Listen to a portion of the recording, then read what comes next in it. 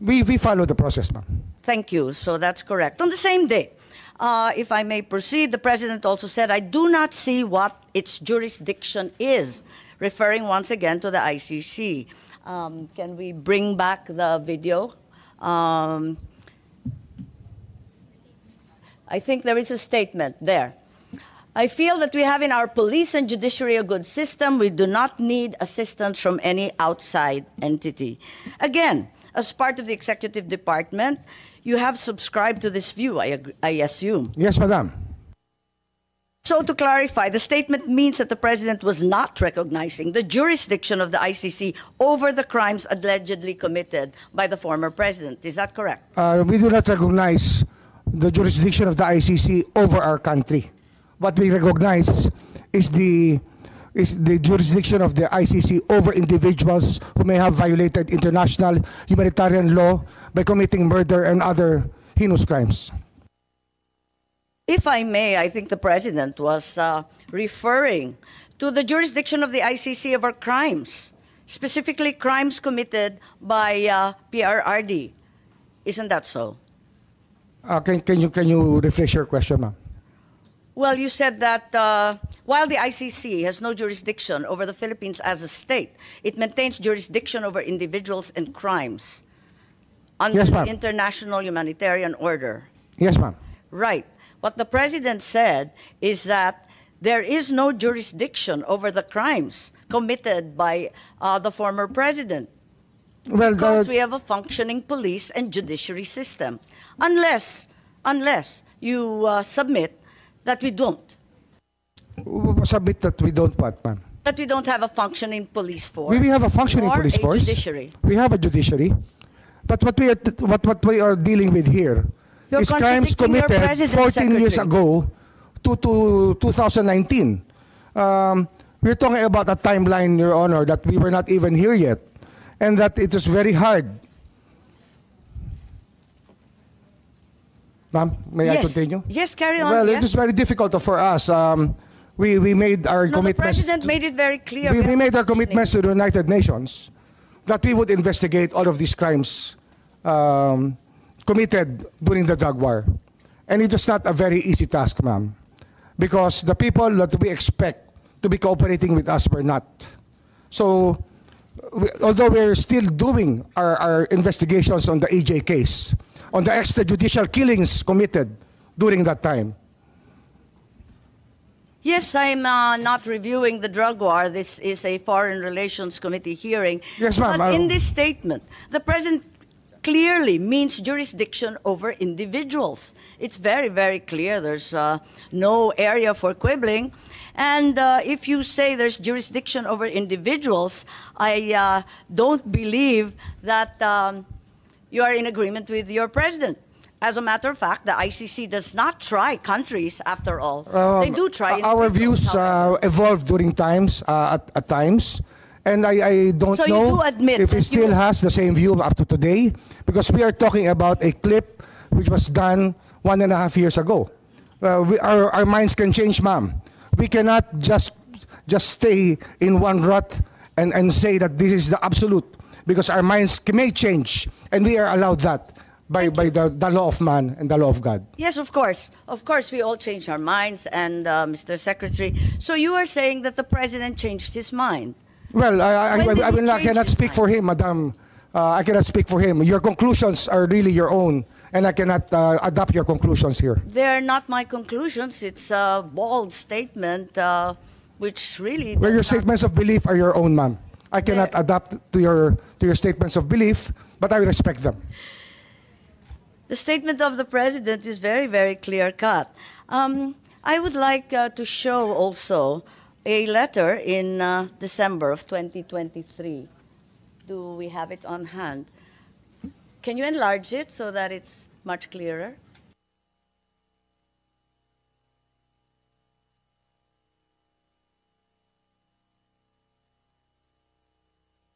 Okay. On screen is a letter dated 15 December 2023 addressed to Vice President Sara Duterte, where the President says that the jurisdiction of the ICC over the Republic after the effectivity of its withdrawal is very much in question, and I'm certain that all the members will echo my views on the matter. Would you like to comment? Anyone would like to comment on the said letter? Is it correct that if this was in fact a work in progress, as stated by Secretary Remulla, as of 15 December 2023, all the secretaries and undersecretaries already holding such positions at that time also viewed the ICC as having no jurisdiction over the country, as stated by the President himself in the letter? We did not assist the ICC, ma'am. We continued with the very tenor of the letter, that we did not assist the ICC. We never had contact with them. We'll go The there. investigation that they conducted was through their own methods, and we did not in any way assist them. As said in your letter, we cannot. It's we not did my not. letter, sir, it's the President's. It's a president's letter. We did not assist them. I think that's not the question. My question is simply to say that as of that date, all those in the cabinet were in agreement with the President's statement. Is that correct, Secretary Teodoro? As of 15 December. Ma'am, the President's statement is binding, and I defer to Secretary Remulla that we did not, that no government agency, the DND, never cooperated with the ICC as in accordance with the statement. Okay, and are there any other secretaries who'd like to verify that? We have Director Anyo, Director General Anyo. I believe you are cabinet rank as well, and the NSC sits with the President. Is it correct to say that everyone maintained the same position? Yes, ma'am, that's correct. But we did not assist the ICC in their investigation. I don't think at this juncture we're asking about assisting the ICC. All we're asking is whether, in fact, you all agree that the ICC had no jurisdiction. I think, ma'am, what we're talking about here is, if it's in the case of the former president, the case was committed while the Philippines is still a member of the ICC. Okay. I don't know, is there anyone of cabinet rank as well? I'm certain that the DFA will probably hold the same position, that you were all in agreement with effectively your boss as his alter ego, that the ICC had no jurisdiction, as stated in the letter quite clearly. Yes, Your Honor. Thank you very much, Yusek. Okay, and then in January of 2024, the President then said, let me say this for the 100th time. I think we've seen that clip before. Can we bring it back? Yes, for the 100th time, I do not recognize the jurisdiction of the ICC. The Philippine government will not lift a finger to help any investigation that the ICC conducts.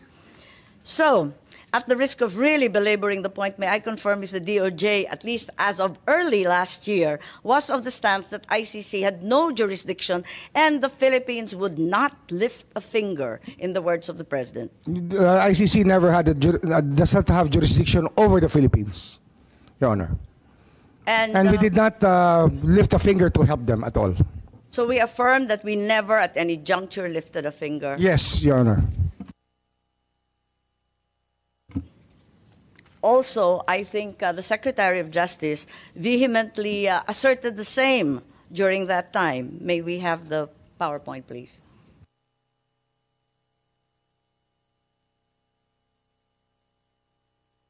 Are these your words, Secretary? Yes. Those are my words. Right. And there is no jurisdiction, and we have an inherent right to determine our own legal framework and address internal matters. Yes, Your Honor. So also there is an assertion that our justice system is robust and functional. Your words, sir. Yes, Your Honor.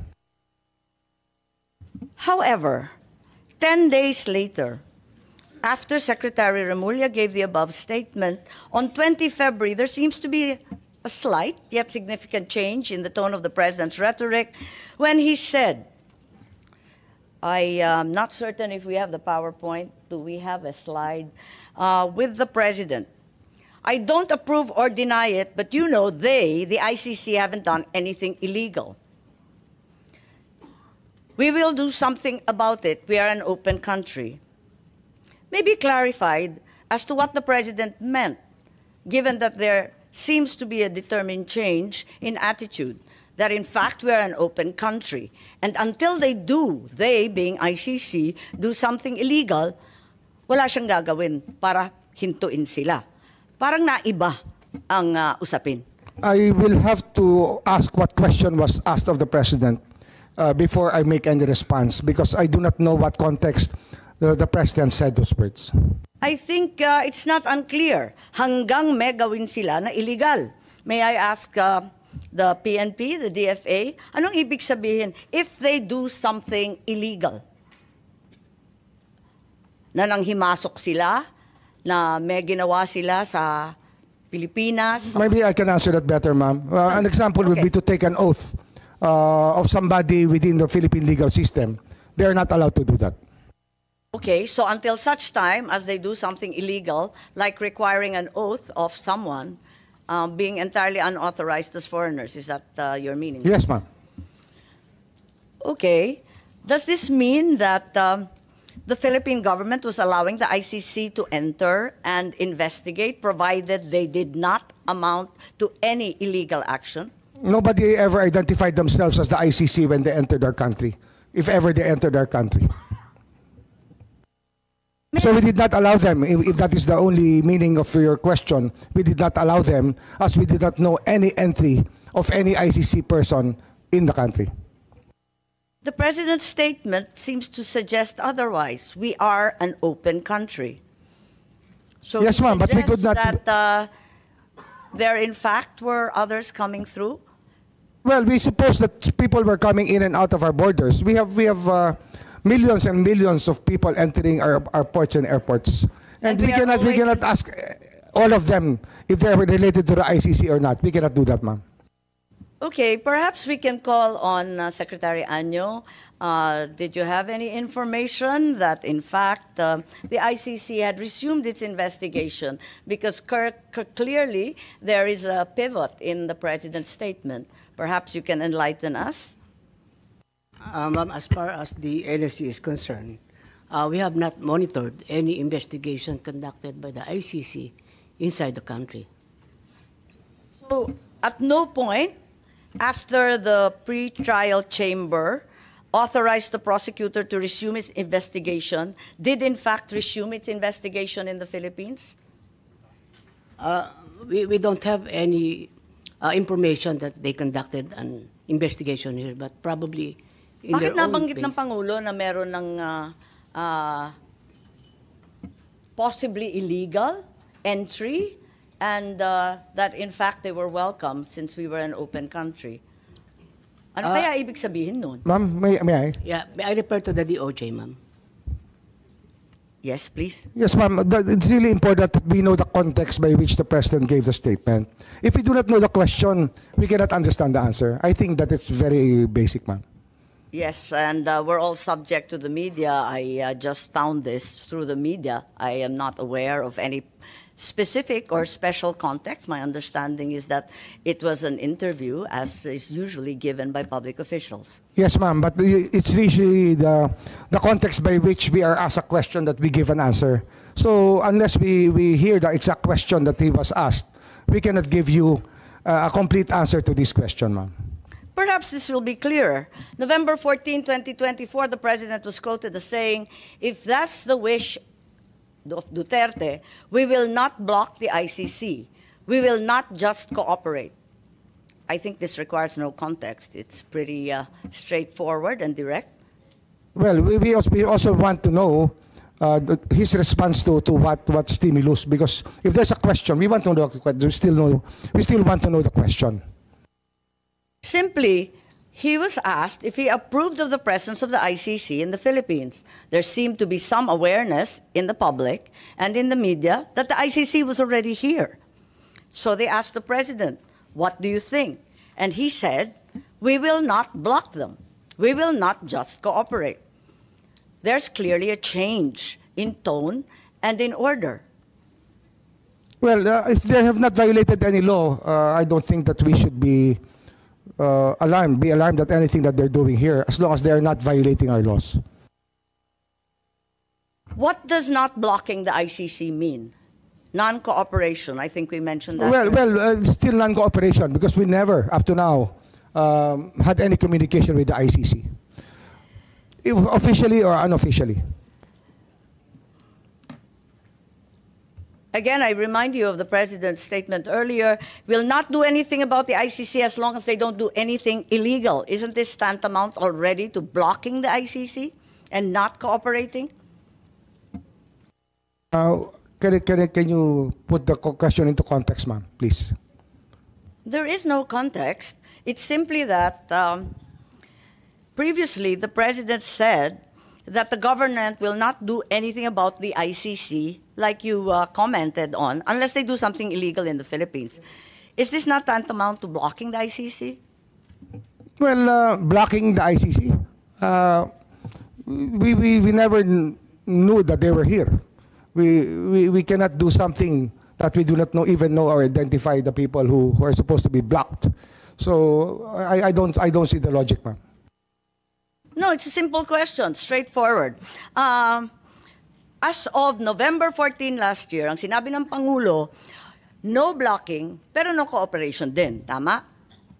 Marahil, yun siguro ho, mas maganda hong Tagalogin natin, hindi tayo tutulong sa kanila. Hindi tayo tutulong. Hindi tayo hahadlang, ngunit hindi tayo tutulong.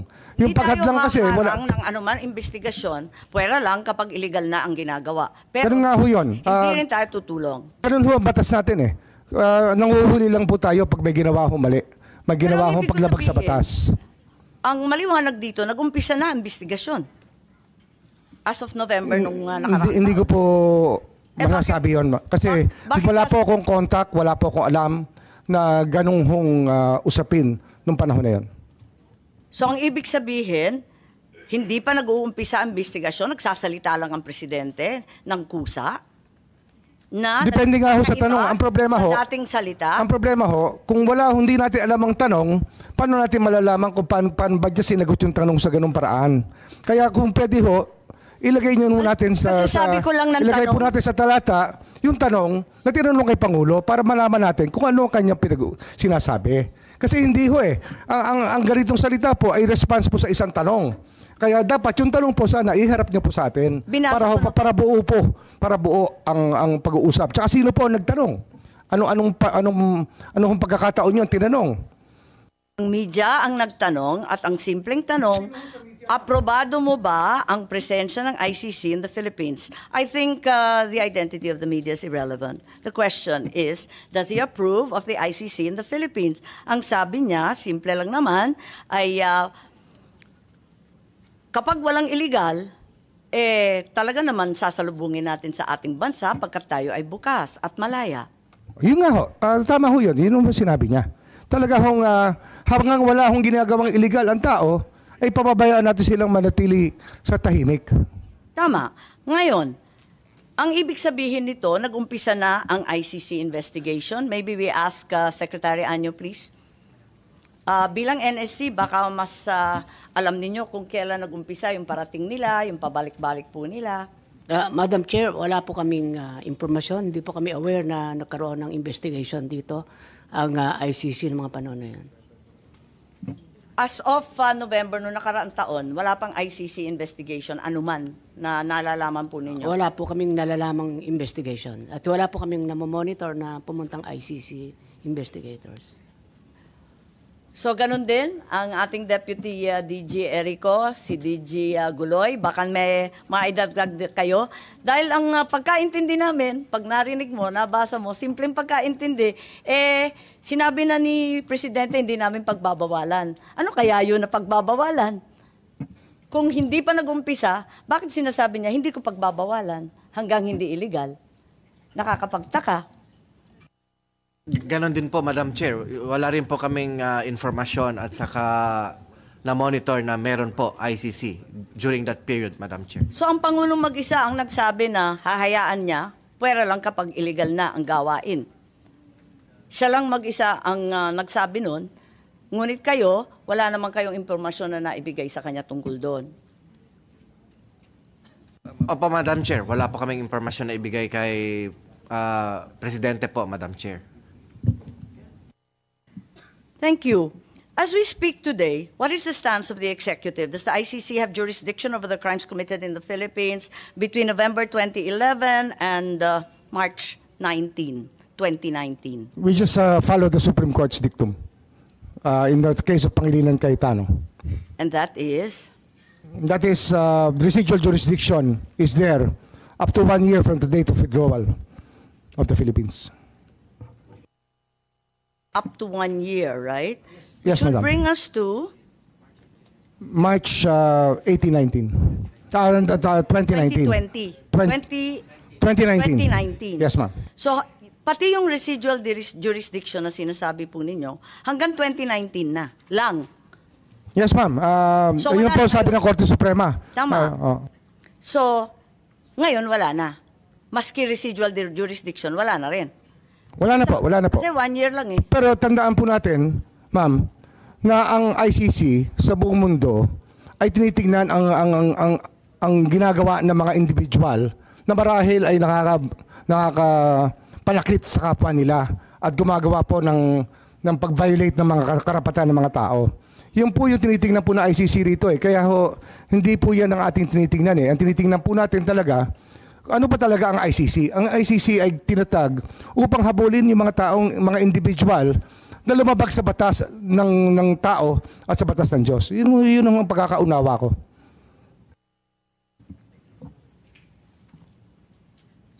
Kung yung ICC may jurisdiction at hindi pa nag-umpisa ng anumang investigasyon nung nakaraang taon, nung Nobyembre, anong ibig sabihin ng Presidente nung may pagbabago? Nung sinabi niya na hindi tayo hahadlang, pero hindi rin tayo magko-cooperate. Ba't niya sinabi yon? Biglang iba na ang tono, biglang nagbago. Kayo nga nagsabi, dapat talaga nagbabago ang palaisipan ng tao. Ganun po talaga dapat ho, hindi natin itataga sa bato ang pwede ho maging hindi totoo. Siyempre natututo tayo sa Po, habang panahon. natataldahan po ng tayo. taon. Oho. Tama. So, ang ibig sabihin, ang Pangulo nagbago rin ang palaisipan. Marahil po. So, ang sa kanya, may jurisdiction na pala. Hindi ko ho pwedeng sabihin ng state of mind niya. Opo. Pero sinasabi ko lang ho, bilang tao, lahat po tayo pwede magbago ang pag-iisip. Hindi ko naman hinihingi yung state of mind po. Ang tinatanong ko lang, maliwanag naman yung statement na sinabi niya na pwede tayong magpapasok ng ICC sa ating bansa. Pwera lang kapag illegal ang ginagawa. Tama? Hindi ho natin sinasabing imbitado sila rito. Hindi ho natin sinasabi na haharapin natin sila. Ngunit ang tao ho ay labas-pasok sa Pilipinas. Pero At hindi tayo po po ay mga being very hospitable people, we welcome all people who want to partake of the beauty of our country. Ayun po yung ating pinag-uusapan dito. Pero hindi po ba yung mas maagang mga statement, yung mga unang statement, talagang hindi daw siya lalahok sa anumang investigasyon. Ngayon, hahayaan lang niya. Tama po. Marahil po, marahil. nagbago. Sabi ko nga ho, Nagbabago naman nga. Nagbabago naman ang pagtingin natin lahat sa buhay. Hindi naman po ang pagtingin natin nung tayo 20 anyos at ngayon ay pareho pa rin. Sana naman na natuto tumatanda na rin tayo. po tayo. Natututo rin po tayo. So do you mean to tell me that after saying 100 times that the ICC has no jurisdiction, the President at the 101st time changed his mind and determined that there was somehow some kind of jurisdiction that allowed them to come here and investigate? I cannot comment on his state of mind when he said that. I don't think it's a question of state of mind, sir. It's statements. His statement would speak for itself. When did the executive then change his mind, given that we are admitting he changed his mind, at least to some degree? Well, I cannot agree to the question, ma'am, is very vague, if you ask me. Hindi, nagbago, di ba? Nung una, sabi niya talagang haharangan niya. Because at I cannot, bawal as dahil I meron said tayong earlier, mga ma'am, korte. I Tapos cannot- biglang sinabi na bukas ang Pilipinas. Kung nag-iimbestiga sila, papasukin. Pwera lang pag may ginagawang illegal o may krimen. Again, I can Malaking say that pagbabago po yun. hindi ko ako pwede magkomento sa state of mind niya. Kung paano ho nag-iisip ang Hindi ko Pangulo, naman hindi pa ako tinatanong kung magkomento. galit, wala naman akong tinatanong kung masaya. Yun ang state of mind. Ang tinatanong ko, dun sa sinabi, hindi ba maliwanag na nag-iba? Sabi ko nga ho, lahat tayo nagbabago ng pag-iisip sa pagdaan po ng panahon. Okay. Tayo po ay natututo naman ng unti-unti at nauunawaan natin ng gusto ang kaya nga. pangyayari sa paligid natin. Kung aaminin natin na nagbago ang pag-iisip, bakit? At kailan nagbago yung pag-iisip natin tungkol sa jurisdiction ng ICC? Bakit? At meron bang dahilan? Baka may alam ang DND, baka may alam ang NSC, para maintindihan natin kung saan na tayo ngayon. Kasi tayo ay nag-iimbestiga in aid of legislation. Gusto ko malaman saan ba tayo patungo. Ano na ba ngayon? Palibasa, eto nga, admitido natin, nagbago. Kung nagbago, saan na tayo ngayon?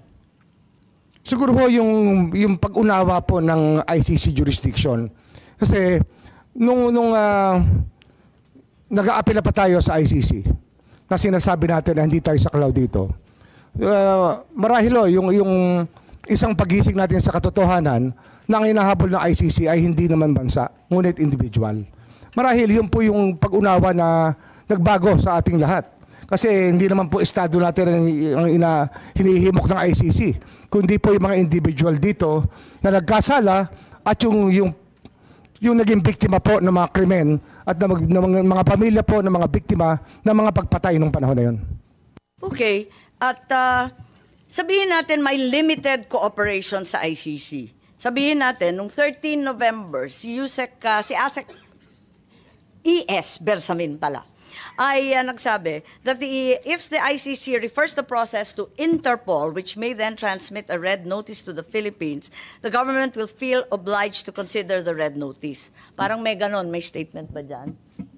Yung kay ES Bersamin. Alala ko po yung statement na yun. Panaalala po Opo. niya. Opo. Oo. So, yung pagbabago ay malinaw. Kasi pati si Executive Secretary, diniin na nagbago nga talaga. Tama po ba? Kasi sabi niya, lalo kapag may pulang notisya. Marahil ho dahil ito sa mga karanasan natin sa mga nakaraang buwan na tumutulong po ang Interpol sa ating bansa. Kaya ang paggalang natin sa Interpol ay ganun-ganun na lamang. Hindi po natin pinababayaan na magkasamaan ng loob sa Interpol sapagkat sila po ay ating inaasahan sa maraming pagkakataon. Tama, talagang lumalahok tayo at umaasa sa Interpol. Ngayon, nung January, kayo po nagsalita. At tatanungin ko kung tama po ba to. At sinabi na the Marcos administration ay uupo kasama na ng ICC. Talagang uupuan na natin to discuss certain areas of cooperation. So hindi na no cooperation, no blocking, no limited. At tatalakayin ang ibang mga areas kung saan pwede makipagkaisa. Tama ba yun? Hindi ko naalala yung statement January na yan. 2025 po, sinabi ninyo, uupo kayo kasama ng ICC para malaman doon sa kanilang investigasyon ukol sa libo-libong pagpapatay ng drug war ni Presidente Duterte. Sabi mo, ayon sa report, na yung cooperation with an international tribunal ay pinapayagan sa ating batas. At yung ICC representatives have been going in and out of the country without any of us raising anything. January 2025 po. So ano ho yung tanong? Ang sinasabi ko, what happened to the President's statement that the government will not lift a finger? And what happens to your own assertion that there will be no blocking but no cooperation? Ngayon, nakikipagtungo na tayo sa ICC. Hindi, yun po yung sinasabi natin nagiging bukas ang ating isipan, ngunit hindi po natin ginawa. Hindi po tayo nakiupo, hindi tayo nakipag-usap. Yun po yung malinaw sa lahat. Pero handa kayo noon, ngunit hindi natuloy. Ganun po ba? Marahil ho, kung meron hong tutulay, pero wala naman hong tumuloy eh. Kaya wala hong nangyari. Pero meron rin kayong sinabi that the ICC representatives as of January 2025 have been going in and out. Labas-pasok sila sa ating bansa. Hinahayaan lang natin. Hindi ko po hindi ko ho alam yung pagpasok at paglabas nila. Meron po wala kayong- wala ho akong kaalaman sa pagpasok at paglabas. Marahil sa kanilang pag-iimbestiga, labas-pasok sila rito. Ngunit wala akong nagsasabi sa akin na ICC po yung labas-pasok dito. Wala pong akong report sa immigration. Wala po akong report sa Sinabi po ating ninyo. Kayo po nagsabi, kaya ako nalaman na may ICC representatives na labas-pasok dito sa ating bansa na hindi tayo umaalma, hindi tayo nagrereklamo. Yun na ang pagkasabi po ninyo. Sabi nga namin dati pa, kung wala ho silang nilalabag na batas, ay malaya po silang maglabas-pasok sa ating bansa. Katulad po ng kahit sino pang turista o sino pong nais bumisita sa ating bansa. Iba po yung pakay ng turista, iba naman yata ang pakay ng kinatawan ng ICC. So, nag-iba na talaga. Sa bandang January ng 2025, hinayaan na natin sila na lumabas-pasok dito sa ating bansa. Ganun po ba? Hindi po wala tayong hinahayaan, hindi lang ho tayo nagtatanong kung hindi natin tinatanong ang lahat ng labas-pasok dito kung sila po ay ICC. Pero Kasi nga sa dami po ng labas-pasok sa atin, hindi po natin tinatanong. So hanggang Enero nitong taon talagang maliwanag na labas-pasok na yung mga ICC. Ano? Hindi ko po alam wala pa akong personal knowledge. I can only speak from personal knowledge. Narito kasi sa Philippine Star at sinabi na I know that as anecdotally from people I know from the human rights community, they've been in contact here. May mga nagkikwento po na may kausap silang ICC. So alam po Ngunit- ninyo. Kasi sabi mo in-identify pa ninyo yung source. Sabi ninyo yung human rights people. Nagko-contact Oo nga, oo. usap na. Di alam na ninyo na nandito na yung ICC. Ay, hindi ko ho nalalaman kung nandun sila. Sinasabi lang nila, may kausap sila. Hindi ko sinasabi ko saan sila nag-usap at paano. Pero, siyempre marami hong gustong tumulay. Ngunit hindi naman natin, hindi ho nagkaroon ng pagkakataon na makilala talaga namin na ICC o makaharap. Kahit kailan po hindi namin nakaharap ang ICC. Pero alam ninyo na may galaw na sila at nag-iimbestiga na sila. 7 at taon na po silang gumagalaw, ma'am. 7 taon na. Hindi naman ngayon lang yan 7 years ago, the ICC was already investigating what happened during the drug war. What happened 7 years ago? Parang nahinto Bakit sinabi natin na hindi na tayo Yun lang po yung aking recollection kung kailan sila nagsimula. Na parang 2016 nga, baka 9 years ago pa.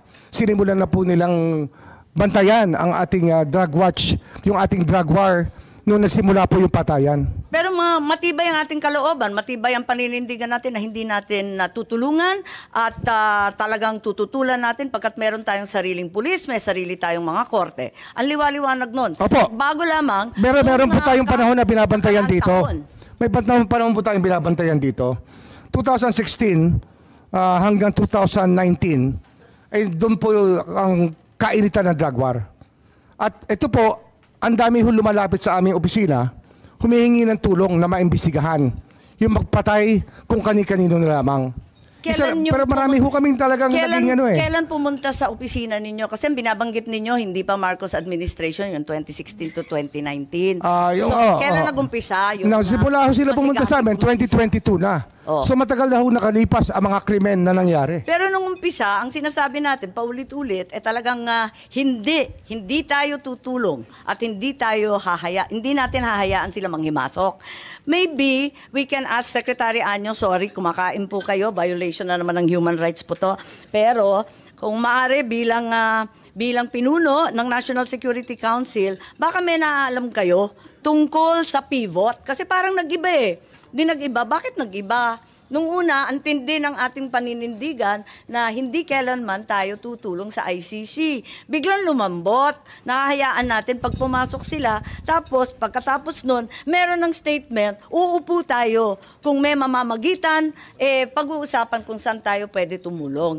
Meron ba kayong alam, Secretary Anyo? Kasi maraming nagsasabi na kayo daw ang dahilan kung bakit nagbago ang isipan ng ating administrasyon.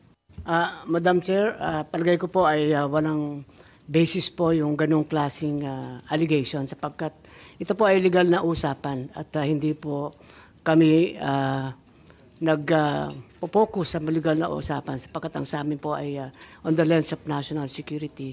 Tapos wala rin po kaming na-monitor na pumasok dito ng mga ICC investigators nung sinasabi ng mga panahon na yan. So wala kayong alam tungkol sa pagbabago ng isipan at polisiya ng ating administrasyon? Wala po, Madam Chair. At hindi rin kayo kasama sa pagpaplano ng aresto ni former President Duterte? Ma'am, meron po akong opening statement. Pwede ko po bang basahin? Siyempre, oo.